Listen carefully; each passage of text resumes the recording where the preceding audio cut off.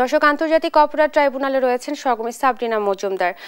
সাবরিনা, ট্রাইব্যুনালে চাংখারপুল হত্যা মামলার শুনানির বিষয়ে আইনজীবীরা কি বলছেন জানাবেন। মনি, আজকে যেহেতু চাংখারপুলের যে শহীদ আনাস সহ 6 জনকে হত্যার মামলায় যে মামলাটি, সেই মামলার আজকে অভিযোগ গঠন হবে কি হবে না সেটাই আদেশ দিবেন আজকে ট্রাইব্যুনাল।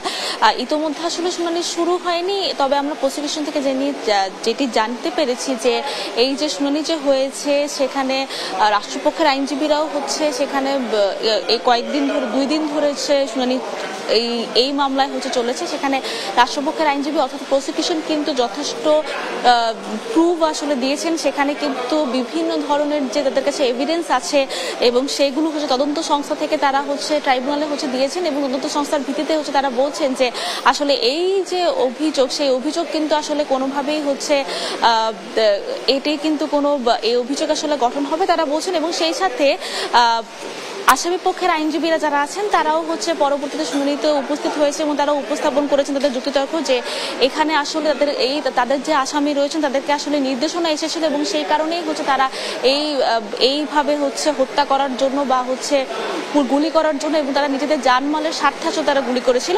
এবং পরবর্তীতে এখানে কিন্তু আসলে যেখানে পলাতক আসামি রয়েছেন তাদের জন্যও কিন্তু আসলে আইনজীবী নিয়োগ দেওয়া হয়েছে এবং তারও শুনানি আসলে হয়েছে। এবং পরে শুনানির পর আসলে ট্রাইব্যুনাল আজকের দিনে অভিযোগ গঠন হবে কিনা সেটির আসলে আদেশ দিবেন।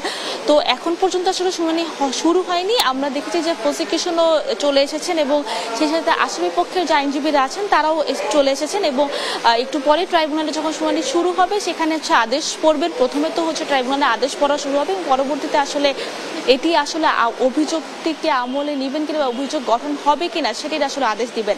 তো প্রসিকিউশনের আশা যে এই অভিযোগটি আসলে গঠন হবে এবং পরবর্তীতে আসলে এই যে জুলাই আগস্ট গণহত্যা যেটি এই মামলাটিতেই কিন্তু আসলে প্রথম ট্রাইব্যুনালে অভিযোগ আমলে নিয়েছিল এবং তাদের আশা যে এই যে অভিযোগটি আসলে গঠন হওয়ার পর আসলে এই মামলার আসলে আনুষ্ঠানিক বিচার কাজ আসলে শুরু হয়ে যাবে।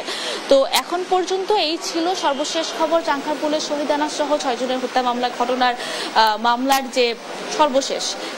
মনি।